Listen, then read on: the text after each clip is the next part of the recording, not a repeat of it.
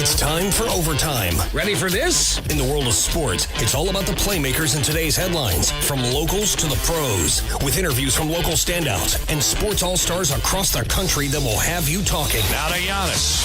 Giannis with 50 and two of his last three now. Pulls up. 15-footer. Yes, sir! Hear from coaches to players, sports analysts, and broadcasters who are a part of the action every day. Overtime. Now with Bert Ramin on ESPN 102.3 AM 1000 KSOO. Sioux Falls sports leader.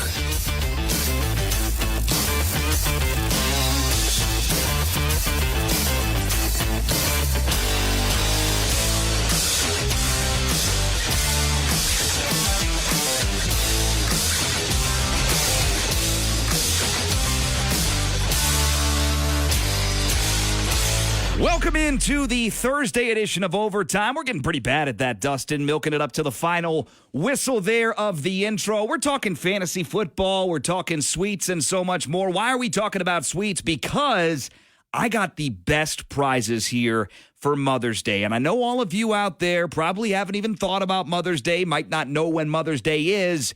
It's coming up, and I've always got your back, and I've got your back so much that I think I could help you out just in case you are going to or plan to drop the ball on Mother's Day. I've got the hookup. I think I still have 10 certificates left for a free 6-pack of cupcakes to Oh My Cupcakes. If you haven't been there, a couple locations in Sioux Falls. I don't mean this to make light of it at all, but that place really does make you say, oh my, when you eat their cupcakes. So great. It's like artisan art that you end up eating there at Oh My Cupcakes. And the best part about it is that it's really darn good, too, and I can get it for you for free 6-pack of cupcakes, and they're your one-stop shop, too. I got a 6-pack of cupcakes for you via certificate that I'll be giving away today, tomorrow, the next day, and early next week to help you get prepared for Mother's Day. Bring a smile to your partner's face, or maybe you got a mom out there and you're a son or daughter and you want to get on the nice list ahead of the summer. Best place to go, Oh My Cupcakes. Not only can I get you a free 6-pack of cupcakes, but they've got Mother's Day cards. They got all sorts of stuff and goodies there, bath works and mom-sorted gifts there at Oh My Cupcakes. I'll find out and give you all the info that you need to know to win a 6-pack of free cupcakes to Oh My Cupcakes here in Sioux Falls. Coming up today, tomorrow, and throughout next week on the program. Dustin Baker is here with us as we kick off this Thursday edition of Overtime. It feels like forever ago that we had the NFL Draft wrap-up, and I'm excited to talk about, Dustin, about what the Minnesota Vikings did in round one. Of course, everyone knows, and mostly everyone, likes what they did in round number one. J.J. McCarthy and Dallas Turner. Vegas loves Dallas Turner so much that he is the odds-on favorite to win Defensive Rookie of the Year. That article up right now at ESPNSiouxFalls.com. But what about the rest of the draft? What about undrafted free agency? My chicken scratch is over there on Dustin's plate right now. I have 4 undrafted free agents that will make the roster this season for the Minnesota Vikings. I spotlighted for them for you earlier in the week. I'll get Dustin's take. Which one is probably the least likely? I like these 4 so much. I thought they were all going to be draft picks. They end up going undrafted to the Vikings. We'll talk about that and so much more in hour number 1, including draft grades, favorite non-Vikings drafts from the NFL, including some surprises, just how bad did the Falcons do, another team or two that might have underachieved in the draft. We'll also talk about some other sentiment moving around. I've had a couple people come on this show this week, Dustin, and say J.J. McCarthy right away. He could start right away. Can't wait to break that down with Dustin Baker here in hour number 1. Hour number 2, we got you covered for the Kentucky Derby. We'll chat with FanDuel TV betting analyst Caleb Keller in hour number 2. Tell you which horses are the fastest, which horses have the stamina to take home that big race over the weekend, the Kentucky Derby. That talk coming up at 12:30, 12:45. We'll check in on who used to be a very popular guest on the show, and since he stepped out of his position with the Sioux Falls Storm and into a wide variety of other roles, we haven't spoken to Curtis Riggs in quite some time. We check in with the coach and the youth camp that he's a part of with Sanford Sports and the Sanford Sports Complex coming up this weekend. That's going to be around 12:45 on this Thursday edition of Overtime. Before we get into the Vikings chatter with Dustin Baker, again, you can find him on Twitter at DustBaker, at Viking Territory, VikingsTerritory.com. Great YouTube show as well, Vikes Now. Let's hit your scorecard. NHL hockey from yesterday, postseason. One series came to a close, and one series got a little bit more interesting. We'll start there, where the Dallas Stars, a team that has been up and down against Vegas in their first series, takes a 3-2 series lead with a 3-2 win last night. Miro Heiskanen to Robertson. Settles to his left. Shot blocked again. He scores! Now the whole bottom bowl is standing. Robertson may have lifted everybody in Dallas to their feet as the Stars take the lead. Stars shine bright last night. 3-2 the final. 3-2 series lead for Dallas. Edmonton put the final nail in the coffin last night on the Kings season. 4-3 winners were the Oilers, and Leon Draisaitl, a big reason why they won. Power play set to expire. McDavid centers one-timer score. Draisaitl's second of the night. And Edmonton has regained the lead. 5-on-5 goal for Leon Draisaitl. That's a big win for our neighbors to the north up in Edmonton. 4-3 the final. They move on to the next round. Tonight in the NHL, just one game going on. Bruins at Maple Leafs Game 6. Boston leads that series 3-2. Tonight in Toronto, 7 o'clock puck drop on TBS. Last night in the NBA, the Miami Heat season came to a close. 25 points apiece for Derek Brown and Jaylen Brown in the win. 118-84 the final. Here's last night's final call. They outscore Miami by 74 points. In a 5-game series, they eliminate the Miami Heat, and the Boston Celtics are the first team on to round 2 in the Eastern Conference. The final score, Boston 118, Miami 84. The Celtics win the series 4-1, and once again are on to the second round of the playoffs. Celtics still the most dangerous team alive in the postseason, at least in their respective conference. One brief hiccup in that series came on a historic shooting night for the Miami Heat from downtown. Other than that, pretty good sledding for the Boston Celtics. Here's head coach Joe Mazzulla as his team prepares for the next round of the postseason. Every team is better than us at something, and we're better than them at something. So we have to do a great job of honing in on our strengths and at the same time understand where our weaknesses are and work on those and do that to our opponent. Dallas was also in action last night against the LA Clippers. Not only is it a great kids movie, but Luka Doncic, as in Luka, is a pretty darn good basketball player as well. Nearly a triple-double, 35 points, 7 rebounds, and 10 assists, as Dallas seizes just a little bit more control in the series. Hands it off to Doncic. Westbrook's defending, 9 to shoot. Doncic 35 feet from the basket. Now they switch Powell onto Doncic with 4. Doncic measures him. Doncic long 3, makes it! Luka Doncic again, 35 points to lead Dallas in a romp over L.A. on the road, 123-93. Dallas says they feel pretty good as long as they keep playing like this. Today, I think it was a very big game. We win, and now we got to win 1 out of 2. So we got to go back Dallas, play the same way. We know our fans going to be amazing at home, so we just got to win one more. That's Luka Doncic again. Dallas leads that series 3-2. Lastly, from the NBA, before we tell you about tonight across the NBA postseason, Evan Cohen had this to say about the latest team to exit the playoffs. That's the Miami Heat. Is it an inflection point in their culture right now? Is their culture done? Here's what Evan Cohen had to say this morning on Unsportsmanlike on ESPN Radio. You're nuts if you don't think they're going to be back next year. Big deal. They lost in the first round to the Boston Celtics this year with a depleted team. If you think Heat culture is dead, you're just not paying attention. Heat culture is Pat Riley. It is Eric Spoelstra. And from Amber to Zaz to Q Rich to anyone else that represents it, like Sedano, anybody else, we're not going to back down as fans off of this. We'll see you in the finals next year. Miami Heat could very well be very back, but next year, I think that's a little optimistic to say see you in the finals next year. But again, the Miami Heat, as long as they've got Spo, as long as they got Riley, pretty good shape down there in South Beach. An unceremonious exit this year, 4-1 in a series loss to the top-seeded Boston Celtics. Tonight in the NBA, Bucks at Pacers 5:30, Knicks at Sixers 8 o'clock. Both of those game 6s. The Pacers and the Knicks looking to go ahead and move on to the next round. Bucks at Pacers 5:30 TNT, Knicks at Sixers 8 o'clock also on TNT. Minnesota Twins feeling pretty darn good. 10-5 the win yesterday. 10 straight wins for Minnesota. He swings and he hits it into the gap in right center field. That's going to score 2. Correa, come on down. Miranda running right up his back. It's a 2-run double for Ryan Jeffers on a 3-0 pitch. and the Twins lead it 9-5. That's Chris Atterbury on the Minnesota Twins radio network. 10 straight wins for Minnesota. They're now 17-13. Bailey Ober with the win. He's 3-1. The only issue with yesterday, though, is that Byron Buxton a little bit dinged up. Here's the latest update from head coach, or manager rather, Rocco Baldelli. I'm going to hesitate and slow down before I, comment too much on Buck. He's got some soreness in his knee. We're going to get some imaging done just so we know what we're dealing with. And we're going to start there. That's Rocco Baldelli. Other finals from Major League Baseball. Cubs won over the Mets on the road 1-0. Cubbies are 19-12. Detroit won against St. Louis 4-1. Tigers moved their record to 18-13. Other winners, Milwaukee over Tampa. Kansas City wins in Toronto. And Colorado loses on the road to Miami. Last, most certainly not least from yesterday, win number 20 of the season for Cleveland. The pitch, a swing and a little flare, left center, on the run, Quan, diving catch, he made it! Caratini's around third, coming home, he'll be doubled up, ball game!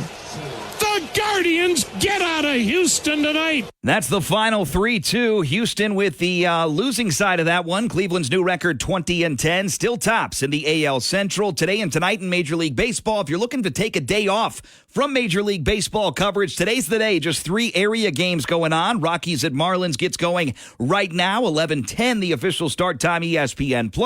Cubs visit the Mets for another game, 12:10 the start time. Guardians at Astros, 7:10 this evening. With that, we dive into the NFL draft. NFL head first with Dustin Baker, our buddy, back in the studio each and every Thursday, more likely just about every Thursday throughout the year when he's not internationally hopping around just a little bit. Dustin, always great to have you, my friend. How you doing? Not bad. Internationally, I hop around in 5 weeks to Norway with my family. Hey, so you got that right. That's what I was alluding to. I can't wait to be in the suitcase for that trip, and I'm looking forward to talking to you this week about the Vikings because most Vikings fans are elated. Most national media says, hey, they did a pretty good job, B+, A-, depending upon where you look.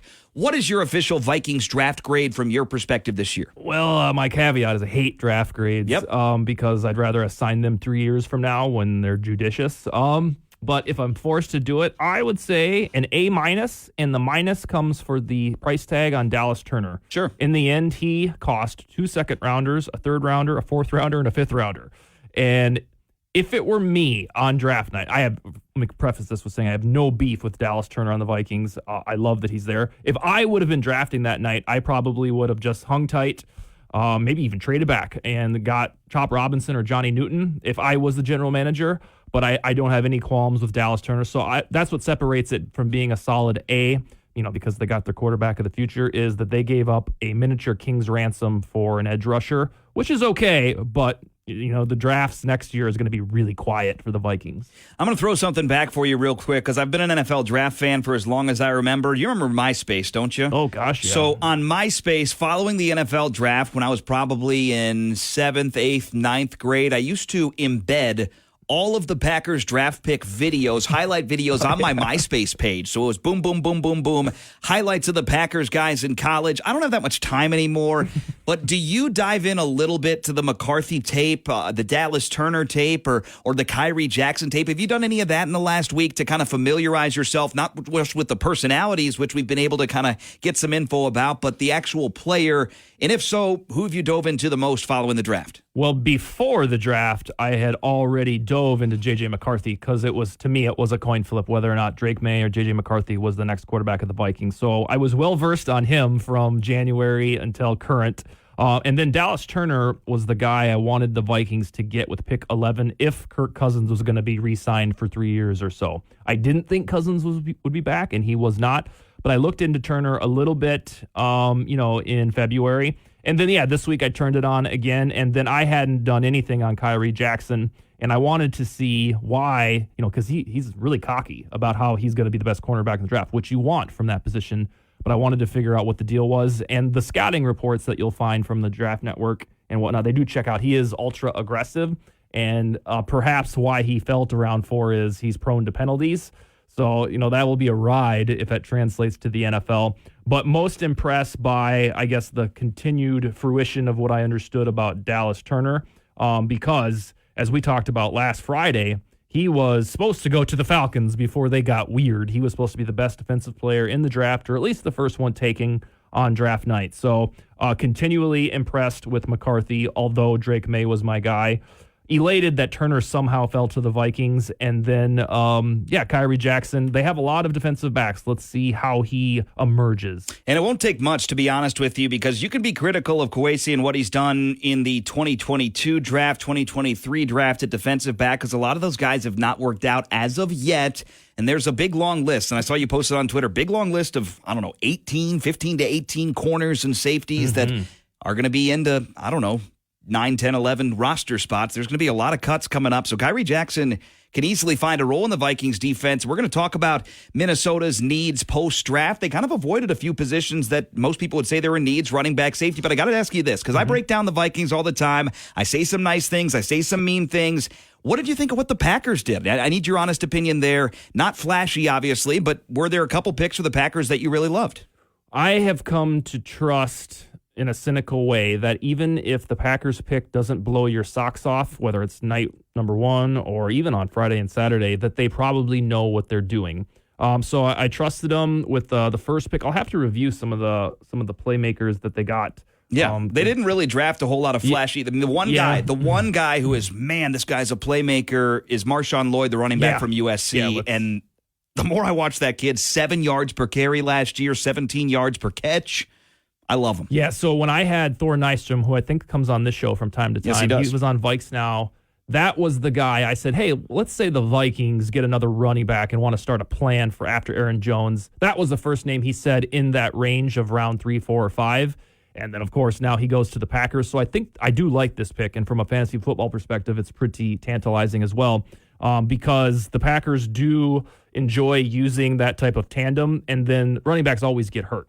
And with A.J. Dillon gone, then you'll have the next man up, presumably would be Lloyd, especially because running backs, even if they're drafted in round 5, they can play right away. If you look at the Chargers, that Vidal guy is kind of like a sleeper in fantasy drafts. So I've never, I think in my 20s, I would see a Packers draft and be like, God, they got all those morons, huh?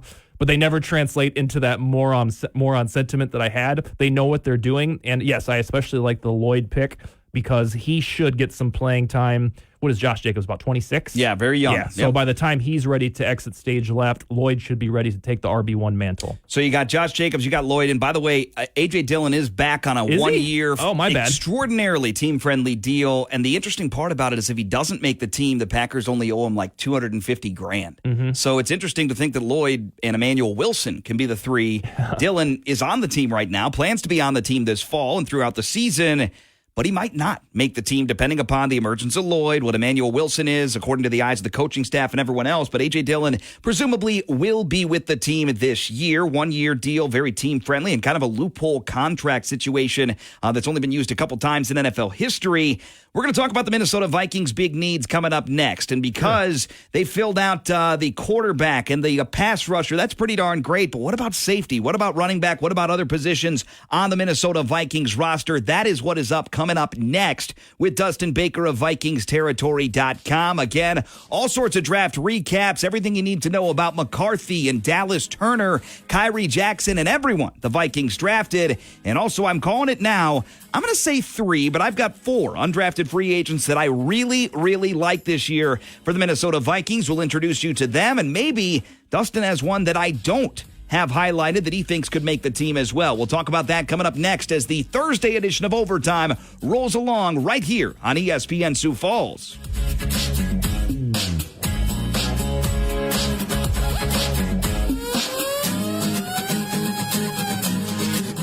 Don't miss a moment of local college and pro sports action. Stay connected and download the app for Overtime on ESPN 102.3 and AM 1000 KSOO.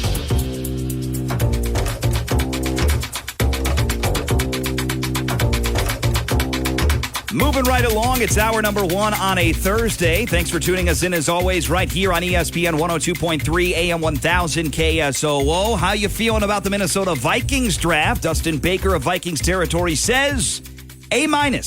And the only minus about the draft was the compensation that they needed to fork over to move up for a second time in round number 1 from a pick that they already acquired a couple weeks prior. to land Dallas Turner. Let's break down the draft picks here first, Dustin, starting with J.J. McCarthy, pick number 10. What have you discovered or recently kind of uncovered about J.J. McCarthy that makes you think this is a big deal and the right pick for Minnesota? The youth is what I probably enjoy the most, especially since we kind of learned that the Vikings draft board had McCarthy and Michael Penix pretty close to each other. And these dudes are the polar opposite for age. Penix is about to be 24, and McCarthy just turned 21. So the fact that they were vacillating, allegedly, between these two guys, I'm glad they went with the young guy. I, believe it or not, never really buy into the, hey, he's won at every level. Drake May, with his skill set, probably impressed me more based on that. But with McCarthy, you do have, in terms of the metrics, he was one of the most productive guys on third downs and in pressure cook situations. This is why he was drafted. So I'll buy into the QB wins thing a little bit there. But on the whole, McCarthy is so exciting because he is the symbol of a new era. We had 6 years of Cousins, somewhat successful. And I have this personal litmus test on J.J. McCarthy that he has to be as good as Dak Prescott or better. In my mind, on the quarterback pecking order ladder, Dak Prescott is one rung above Kirk Cousins. And so McCarthy has to be at least that or better, because otherwise you could have re-signed Cousins. But I am unbelievably excited about McCarthy. I'm not sure if we'll get to it, but I am one of the guys that does not think he's going to start out of the gate.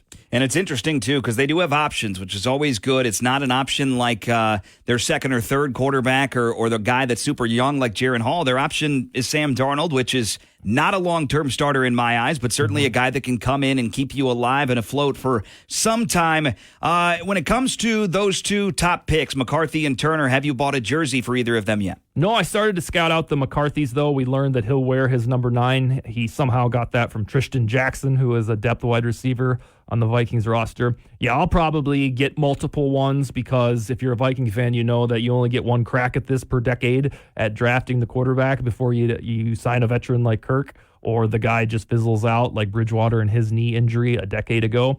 But yeah, McCarthy will be first at the top of the ticket because he's a quarterback. But in terms of like my fandom, certainly Dallas Turner isn't far away. Dallas Turner, a guy that when I watch him, he looks a little undersized, is my only concern with Dallas Turner. But his motor, athleticism, stats, production, whatever you want to say, he's a great pick. And I really like what he's done. Anything stand out about him, tape, otherwise, personality, anything come to mind over the last week? Yes, there's a few things. So Nick Saban, who was his coach, immediately on draft night said this guy is like Devonta Hightower, and we'll take it.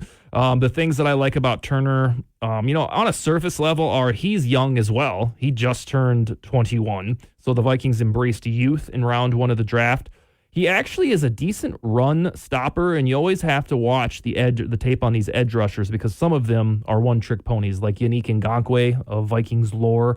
All he did was rush the passer. Don't ask him to stop the rush because he doesn't do it. I think that in time Turner can do both equitably, kind of like Danielle Hunter did.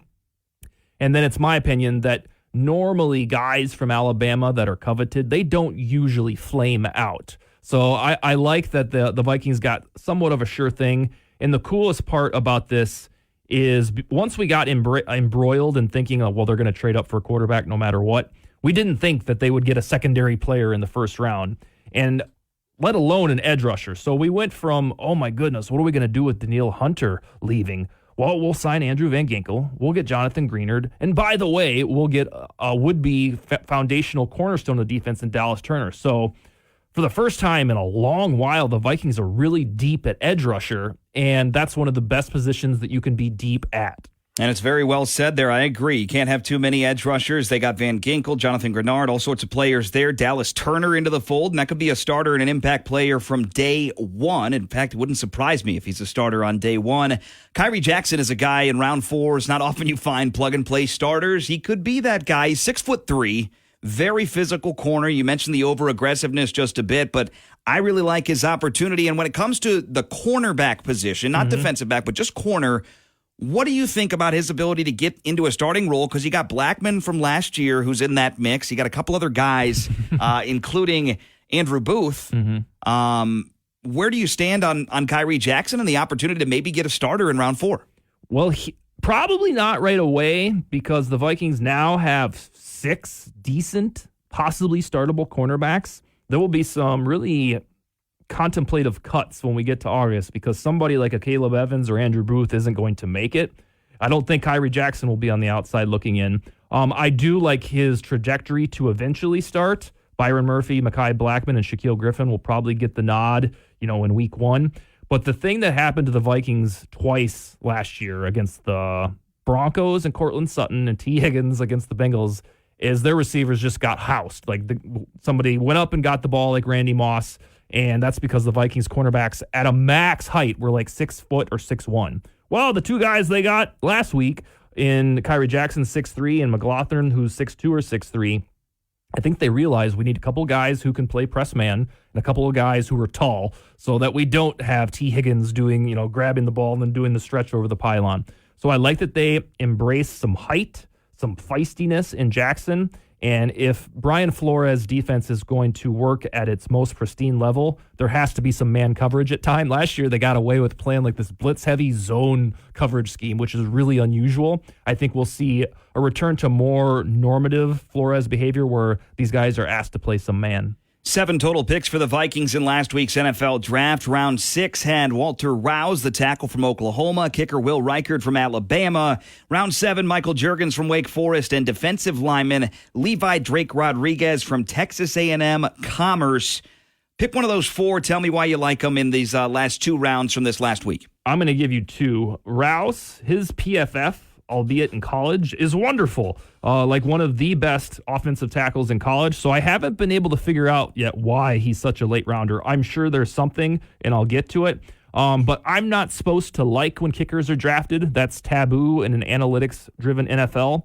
But I always ask myself, and I tweeted this on Saturday, I think, if you're not supposed to draft kickers in the NFL, how do you get the best one? You just hope. You hope that you make the right phone call after the draft. A lot of the brainiacs consider kickers wasted draft picks in the draft.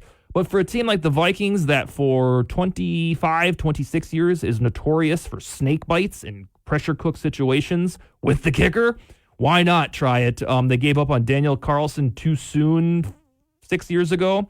And I think they'll have more patience with Reichard, especially this coaching staff. So I like that the Vikings walked out of the draft with the best kicker available. I grew really sour on Greg Joseph last year. It just felt like we were embracing mediocrity with him. Thankfully for his sake, he hit a lot of big kicks, but he missed a lot of average ones, and that really got on my nerves. Greg Joseph, now member of the Green Bay Packers, and undrafted free agency. The guys that I really like that I think are likely to make the team. You and I both loved Andre Carter II, Ivan Pace Jr. last year, and lo and behold, they made the team. This year, I've got 4 names that I think are likely, pretty good chance to make the squad. Linebacker Dallas Gant out of Toledo. Tight end Trey Knox of South Carolina. Cornerback from Arkansas, Dwight McGlothern. And the most likely, in my opinion, outside linebacker, pass rusher. Played second fiddle to Leatu Latu at UCLA. But Gabriel Murphy, another really good player. Highest ranked edge rusher that wasn't drafted this year, according to NFL.com.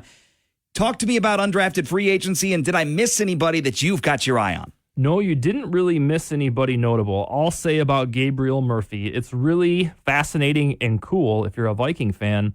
The knock on this guy is the same damn thing that was for Ivan Pace last year, where they're like, well, no, he probably isn't strong enough, might be a little too small.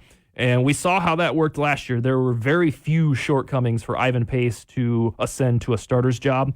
So with Murphy, even though they have all of a sudden a crowded edge room, he is 6'2" and like 249 pounds, and that is not prototypical edge size. But I think because Ivan Pace worked last year, they're convinced that we're going to give it another whirl. And even with that diminished size, he was supposed to go in round 4 or round 5. Exact same thing as Ivan Pace last year. So I expect Murphy to make the roster. You're right on point with McLaughlin. He's another big cornerback. And then there's one more in here. Ty James is a wide receiver from Mercer. They got 2 wide receivers from Mercer. And about 2 weeks ago, the Vikings used one of their top 30 visits on Ty James. And when I saw that tweet, I remember thinking, who is that? And why did they use it on him?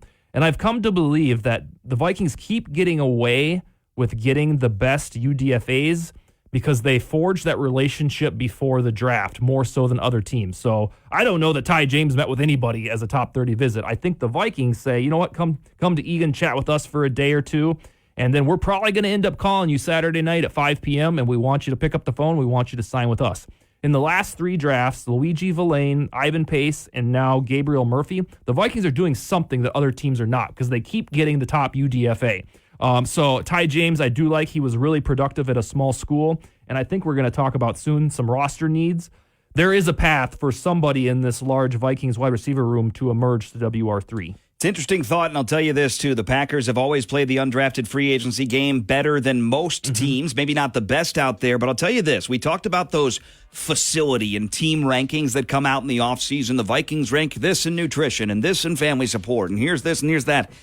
Those mean quite a lot to the guys that have 1 or 2 visits, and you go to Cincinnati or you go down to Houston, and then you come up to Minnesota, and it's like, man, this is amazing. I can't believe this. Hey, we'd like for you to sign here. You're going to pay me to come to work here every day? I think that makes a big difference in that whole deal for undrafted free agents, and that's what you got there. I do think a wide receiver will make the squad for South Dakota State. Jackrabbit fans, you saw those pair of players, Devron Harper and Ty James, in the postseason for Mercer. Didn't go so well for Mercer that day, but nonetheless, a little familiar there with 2 receivers who have a shot to make the roster with the Minnesota Vikings. When we come back, we'll talk about that McCarthy starting dilemma. Should he start right away? Could he start right away? And we'll also dive in to the needs remaining for Minnesota. That's next on Overtime. It's so convenient on the go. Download the free app now. This is ESPN 102.3 and AM 1000 KSOO, Sioux Falls sports leader.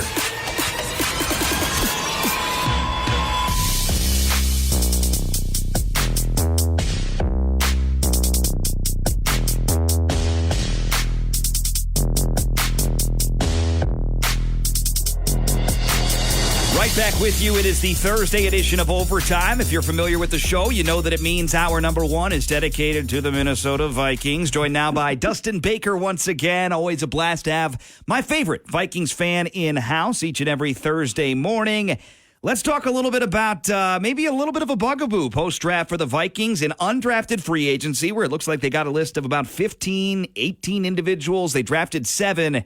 They avoided running back and safety. How surprised are you by that, and how concerned are you by that? Oh, safety, not concerned one bit. They already were too deep at safety last year. Remember when they kept 6 going into the season? We were like, what?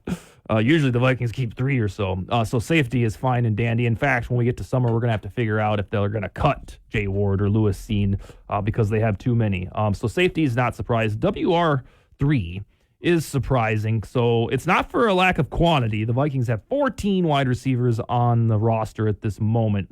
But when you went into the draft 1 week ago, the WR3 candidates were Jalen Naylor, who is decent, who's fast, Trent Sherfield from the Bills, who's probably more of a WR4, and then Brandon Powell, who won everybody's hearts when he caught the game winner against the Falcons last year.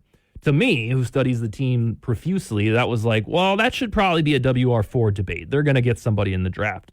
And then they didn't. And this draft arguably had 10 to 12 WR3 candidates.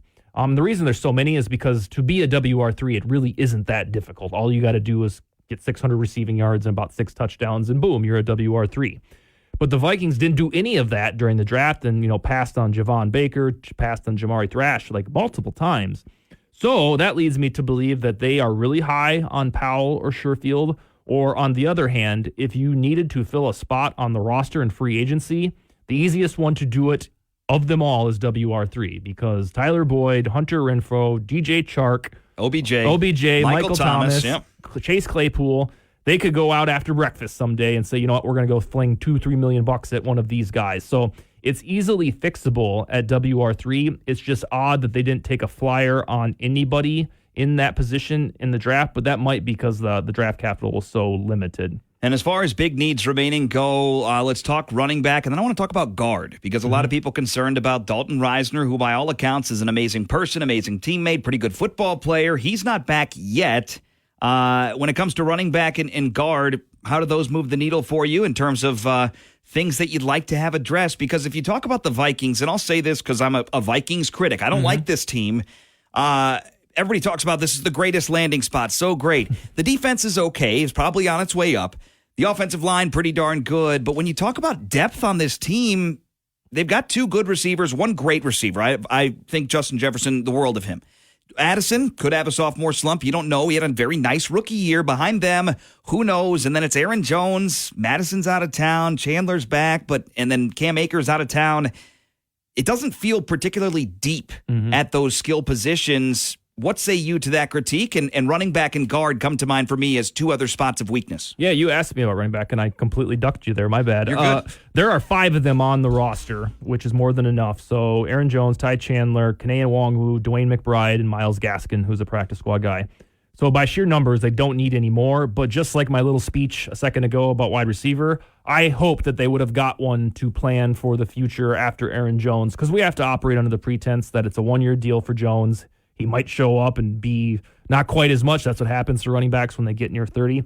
So there was a guy from Louisville named Isaac Garindo, who I thought his RAS scores were wonderful. Braylon Allen was just totally everything in terms of what you want for size and speed, but then he went to Aaron Rodgers' team. I was disappointed that they didn't get anybody at running back, but they might have grand plans for Dwayne McBride. So on the whole, I trust that the Aaron Jones and Ty Chandler sandwich can fix the ground game, because the Vikings desperately need to fix the ground game. And then at left guard, I think they would have re-signed Reisner by now if they really wanted him. It's so strange that guy has back-to-back free agencies last year and this year where nobody wants him.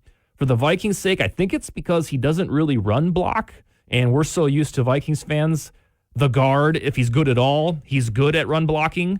But Reisner was the opposite. He was a really good pass blocker, but kind of mid or meh for run blocking. So I do believe that Blake Brandel will start at left guard. And here's the deal. The Vikings' recent coaching staff with Kevin O'Connell, Chris Cooper at the offensive line coach, they deserve the benefit of the doubt over the last 2 years. They have dragged this offensive line to proficiency. It's a decent offensive line with wonderful bookends in Darisaw and O'Neal. And if they think Blake Brandel can start, I trust them. If this would have been Zimmer, I'd be like, oh man, what are we doing? But I trust them to cultivate this offensive line. There's one other guy that you probably remember that interests me on the free agent wire at this spot, Greg Van Roten, and he's about 34 or so. He had a wonderful year with the Bills, and nobody talks about him, but he's out there for the taking if they, are just biding their time and they want one more guy. But running back, I wish they would have got one rookie. Left guard, I trust whatever their decision-making will be. At guard, Dalton Reisner, a guy that I thought had a pretty nice season. He did have his lowest PFF grade. If you buy into those, if you don't, just definitely data to take into consideration. Did have his lowest career PFF grade this past year. Still not a bad player, but what surprised me the most about Reisner is not necessarily that they haven't just brought him back. It's the fact that they bring him in last year. He loves the locker room. The locker room loves him. He takes a starting spot. They ship off Ezra Cleveland because presumably, hey, we got this guy, and then now it's just a hole with maybe Blake Brandel coming in. So that's the concern for me for the Vikings on the offensive line. Lastly here, J.J. McCarthy, Sam Darnold. Certainly it's a change. And generally speaking, rookie quarterbacks stink, and they take some time to process, to learn, to cut their teeth, both on the field and in the practice room, quarterback room, whatever. J.J. McCarthy, depending upon who you talk to, should and could start early, but you're still on the bandwagon of, hey, give this guy some time, aren't you? Not for my sake, but as a prediction, yes, I believe Sam Darnold will be the week 1 quarterback. And I think did I say this last week? It's a very Vikings thing that he will be too good for J.J. McCarthy to see the field. If Sam Darnold effectuates what some have said, like, hey, he's going to play like Baker Mayfield and he's going to have a career renaissance inside this Vikings offense, I'm here to report that would be a very Vikings thing to happen. And then you'd have these camps. Hey, do we keep going with Darnold? We're 6-4, or do we switch to McCarthy because everything else is cooking? If it were up to me, I don't give a damn about Sam Darnold. I would just start McCarthy out of the gate, let him take his lumps. If they go 3-14, good. He went through a little adversity. I don't think that he is going to be destroyed no matter what. I trust Kevin O'Connell's offense and play calling for him to be somewhat decent right away. But in terms of being entrenched as a prediction, I absolutely believe it's going to be Darnold in week 1, because Cozy Adafamensa even said after the draft that there is a bad blueprint for teams ruining quarterbacks, and we're not going to do that. So in my mind, McCarthy would have to look like the Messiah in the summer for him to get the QB1 out of the gate. If McCarthy does look like a Messiah, how many wins can the Vikings get realistically this year? What if it's a disaster? Maybe he just mentioned the floor might be a 3-14 season. We'll talk about the Vikings ceiling and floor coming up for 2024 next on the program. Also, what NFL team had the best draft, what NFL team had the worst, and maybe highlight a few in between. We'll talk about that and more. Dustin Baker back just for one more segment coming up next. It's the Thursday edition of Overtime. Thanks for listening, as always, right here on ESPN Sioux Falls.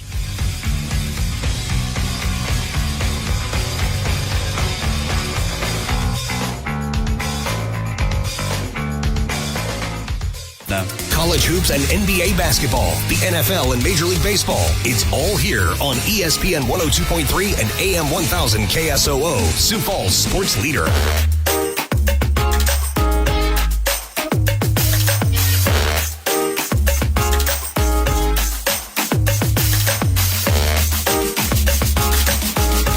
Right back with you. It is the Thursday edition of Overtime. If you know Thursdays, you know it's Vikings chatter for hour number one. Dustin Baker in with us. YouTube, Bikes Now, VikingsTerritory.com.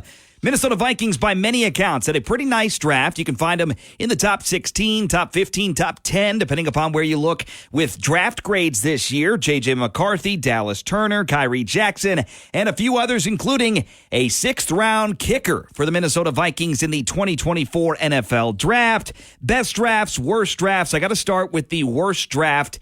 I don't think it's up for debate. The Atlanta Falcons had a stupefying, weird draft, and I shared this with you off air, and you hadn't seen it yet. You need to look it up, and anybody out there that's interested, if you've seen the movie Draft Day, you're aware of the owner-actor coming in and telling Costner, cussing him out and saying, "What the heck are you doing to my football team?" Arthur Blank paid a visit that looked very, very similar in real life to Fontenot, the GM of the Falcons, in that draft room after they took Michael Penix at number 8 overall, basically saying, explain yourself. What the heck are you thinking? We just got this guy who, by all accounts, is going to lead us to the postseason. He's going to lead us to somewhere, finally, with a good roster. But now we draft his replacement in the first round. What are we doing? Falcons a bad draft. Are they the worst draft for you? Yes. The further I get away from draft night number one, the less I understand the Penix selection. I don't have any major beef with Michael Penix. I think he'll be pretty good. But if the Falcons want to effectuate what they call the Packers model, I know you have your beef with that, and rightfully so.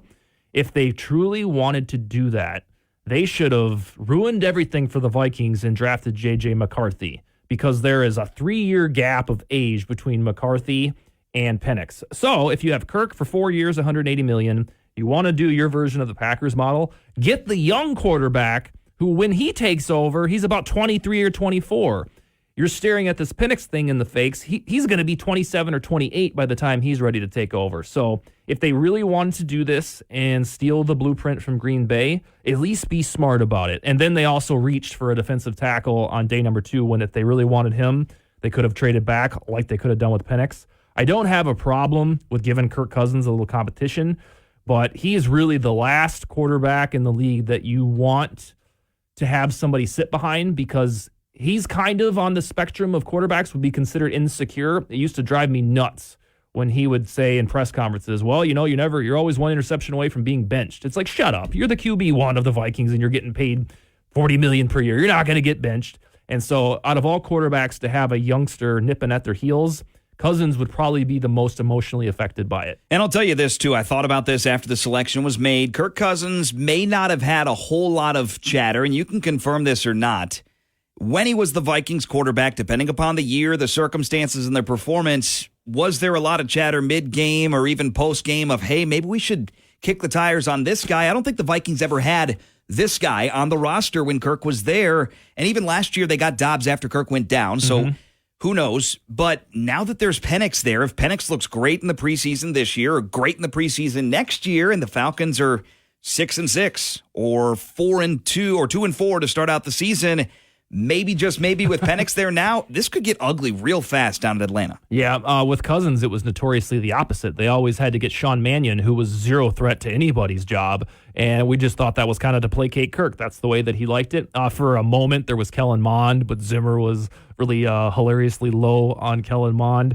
And in Kirk's defense, they really never needed a contingency plan because Kirk was pretty damn good for those 6 seasons with the Vikings. But if you read into Cousins' personality or you watch that Netflix documentary, he is probably one of the few quarterbacks that would be unnerved by somebody right behind him. And I think that comes from his rearing in Washington, where it was a constant competition with RG3. So, I mean, good luck to him. I think he'll be quite good in that offense. Who wouldn't? But it is still, I mean, every day I wake up and think about it. I'm like, gosh, they could have ruined everything for the Vikings by taking McCarthy. And then I start to wonder, why did they do this? Yeah, Sean Mannion now, by the way, the quarterback coach of the Green Bay Packers. So I will not tolerate any more Sean Mannion slander on the program. Best draft this year. People say Pittsburgh. There's a couple other teams that are up there. You and I both agreed right as we walked in on one team. Who's that and why? What did you love so much about their draft? So tip of the cap to the ones that everybody's mentioning, the Bears. Of course, they did wonderful getting Caleb and Adunze. And then the Steelers had a really solid draft. But one that is low-key, evidently, is the Washington Commanders. And somehow you and I, miles apart, agreed on this without any consultation. So they ended up drafting Jaden Daniels, Johnny Newton, Mike Sandstrel, that cornerback that everybody saw in the national championship, Ben Sennett, who should be one of your fantasy sleepers, Luke McCaffrey.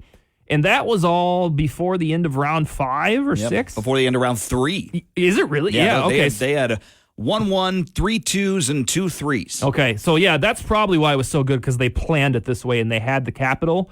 But on the surface, now, you could show up in 2027 and none of these guys are any good. But the way it looks right now is they did wonderfully here. Everybody loved the Luke McCaffrey story because he's a bloodline guy. And then that Sandstrel guy, he's a scrapper, and he's going to be a wonderful slot cornerback. And the Johnny Newton is who I wanted the Vikings to get if they weren't going to get Dallas Turner. So everything about the Commanders draft to me was dazzling, and that's on top of having a busy free agency. You might think, hey, they're getting the rookie quarterback. This will be a year of taking their lumps. Yeah, they might end up 7-10 or whatever, but the personnel on this team suggests they're going to go for it right now. And I've got to tell you this, too, because there's so many picks to like. Jaden Daniels, Johnny Newton, Sandra Still-Sinnott, Brandon Coleman, starting offensive lineman from TCU in the 3rd round, could be a steal. The one I like the most, though, just from a heritage perspective, is the McCaffrey pick, and I'll tell you why. You get around families of athletes, and Ed McCaffrey was here for Legends for Kids a couple years ago. He's got, I think, 4 kids. His wife's an athlete. He was an athlete. Christian McCaffrey is an all-world NFL player. He's got two other brothers that have been through the league already, I believe, and then this is the youngest brother. And if you know anything about athletic families, typically the young brother gets the goods or the young sister gets the goods. What do I mean by that? They've got the athletic genes just like everybody else, but they're used to getting beat to crap by their siblings throughout. Yeah, exactly. And they've got all sorts of sibling competition. They want to be the best. They watch these people fail. They watch these people succeed. I'm going to be better than that one. I'm not going to do that. I'm going to do that. And they learn. And I just have a weird, sneaky feeling that Luke McCaffrey might be a pretty darn good receiver in the NFL. Yeah, another one I agree. Sorry. The other one is the Cardinals had a pretty good draft. If we want to put a punctuation mark on this, Marvin Harrison's going to be the best football player in the draft. Yeah.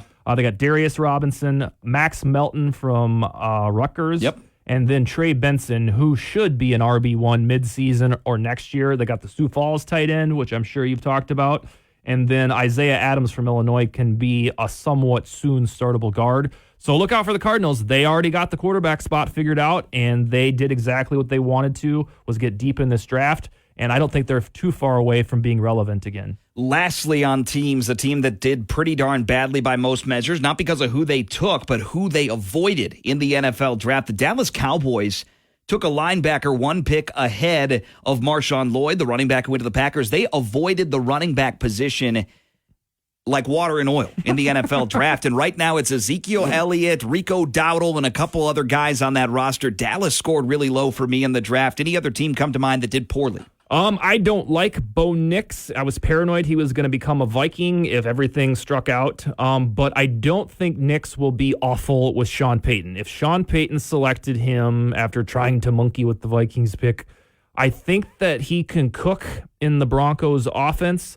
But what I'm worried about is the Broncos are so starved for a quarterback since Payton that this one feels like a half-measured solution. I didn't love that selection, and then it was kind of funny to see the Browns so quiet in general because they're still recovering from the Deshaun Watson trade that hasn't panned out yet. Been an interesting NFL draft. We're into wave number 3 or 4 of NFL free agency. Before we let you go on your Thursday, ceiling and floor right now for the Vikings, give me your 2 numbers. For a win-loss record Win-loss record, yep. Ooh, ceiling would be Sam Darnold Cooks, and everything everybody said about him, Baker Mayfield, the comparison is correct. That'd be 10-7. What if McCarthy cooks? Well, that's the goal. Yeah. If he cooks, then let's get real frisky and do something like 12-5. I mean, that's not going to happen to the Vikings. That's not the way it works. I'm more bullish on their floor, if that makes sense. This Kevin O'Connell team, they showed last year about the worst they can be is 7-10 with a bunch of ho-hum quarterbacks. So I would say if everything goes rotten and Sam Darnold is no good, McCarthy's not ready, probably 5-12. All right, there you have it. Dustin, always a great chat with you each and every Thursday. Find him on Twitter at DusBaker. That is our number one on your Thursday. Back with your headlines, highlights after this.